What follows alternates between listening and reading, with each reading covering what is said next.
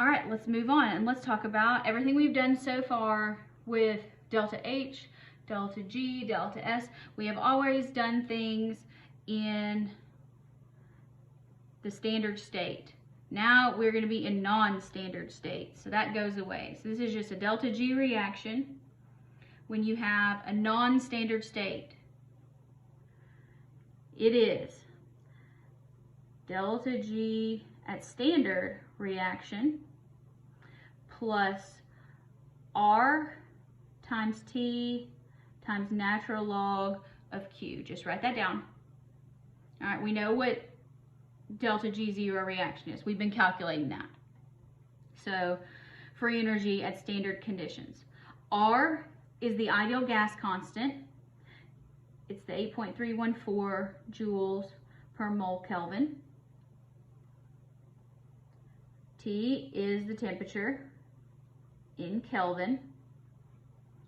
And Q, welcome back to equilibrium, is the reaction quotient. If you don't remember how to do the reaction quotient, that's okay. Q and K, so it's always product. So here's our reaction, little a plus little b, little c, big C, little d, big D. So products, stoichiometric coefficient, reactants, stoichiometric coefficient. All right, so remember that.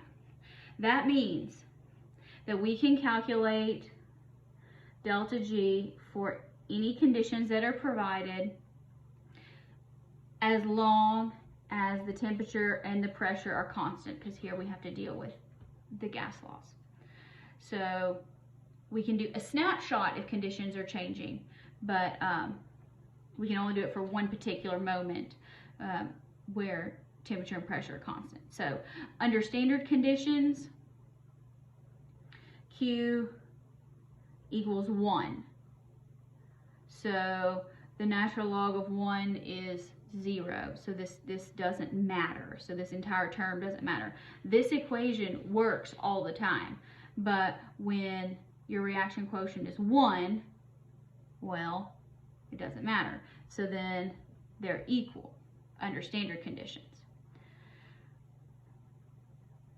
When we're at equilibrium, Q equals the equilibrium constant K, not temperature in Kelvin.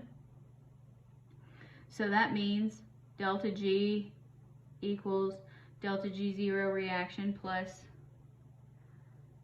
RT ln Q. All of those equal 0. So they equal each other.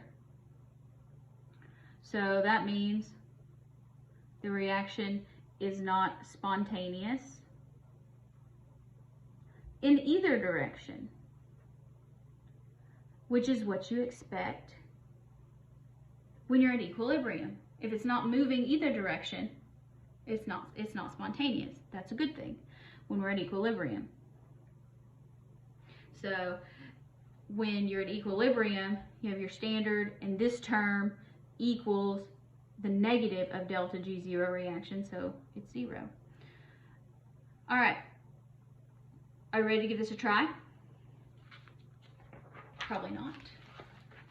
Yes, you are. You can do this. All right, so here is the reaction. Here we are at 298 kelvins, so that's a standard temperature, but these are not standard pressures, because pressure is always 1 atmosphere. All right, so is it more spontaneous or less spontaneous? Let's find out. All right, the first thing we need to do is we need to calculate Q. So Q equals products. There's only one product, so that's NO2. So that would be 2 atmospheres. You can put that if you want to. It's not necessary. Raised to stoichiometric coefficient divided by nitrogen monoxide, so that's 0.1 squared times oxygen, which is 1 atmosphere, so 0.1 to the first. Okay, so that would be, okay, so 2 squared divided by 0.1, 0.1, 0.1, so 4,000. Q equals 4,000. Whoa, that's a lot. Okay. Now, here we're given our delta G at standard state. So here we know that delta G of the reaction, do not put the 0 here because we are not at standard conditions, equals delta G standard reaction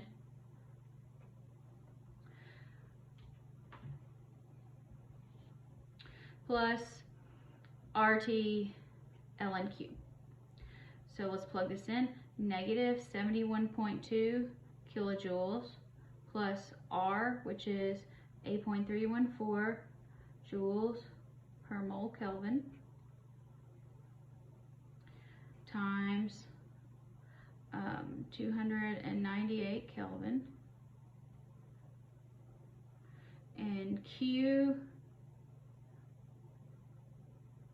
is going to have to be, okay, so here we go, 4,000, and that's going to ultimately how we're going to get rid of our moles there. That I don't particularly like because the units don't go fantastically. All right, so we're going to have to be careful here because look, here's kilojoules and here's joules. So be careful. So I'm going to do this term first.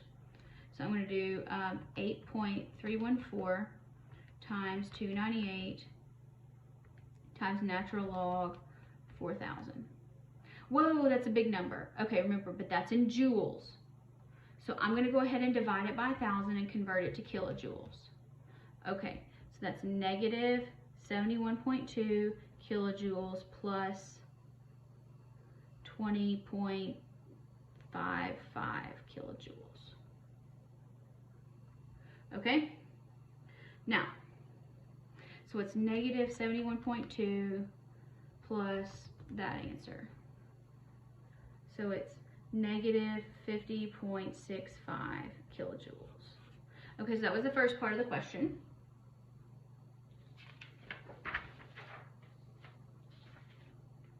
So, from this answer, we can say the reaction is spontaneous under these conditions, but negative 50.65 is not as spontaneous, well, not less, it's less spontaneous, so not as spontaneous, less spontaneous than it would be under standard conditions, and that is because delta G is less negative than the standard one.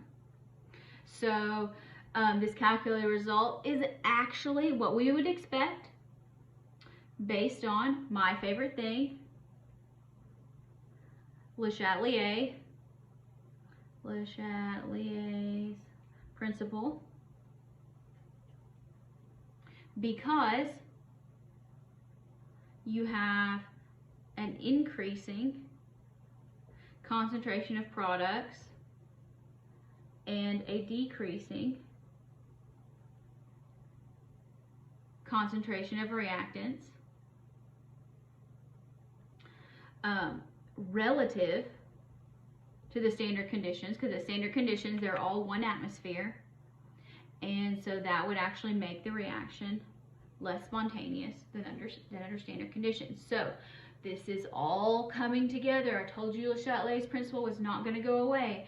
If you look at this and you say, okay, look, there's less reactants, more products, is this going to go to the right? Probably not. It's not going to go to the right very much. It might, but not as much. All right.